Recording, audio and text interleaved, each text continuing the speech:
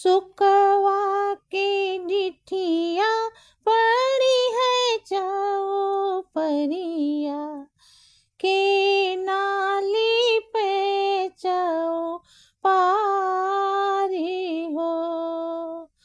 सुकवा के डिठिया पड़ी है जाओ परिया के नाली पे जाओ पारी हो।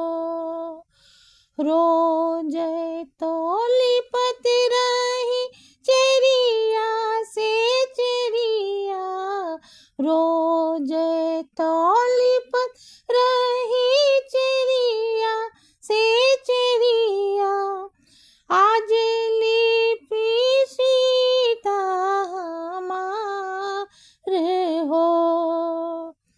बाबा जे बेटी दुलार बोलावे, लेहने गोदी बैठाए हो। बाबा जे बेटी दुलार बोलावे, लेहने गोदी बैठाए हो।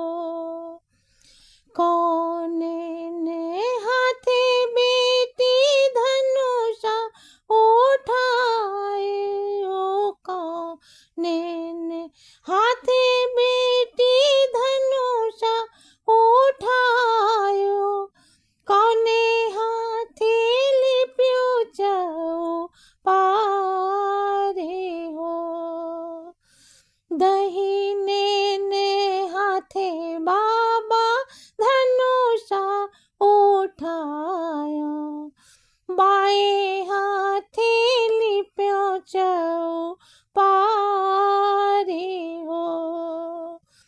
दहिने ने हाथे बाबा धनुषा उठाया, बाएं हाथे लिप्यो जाओ पारे हो।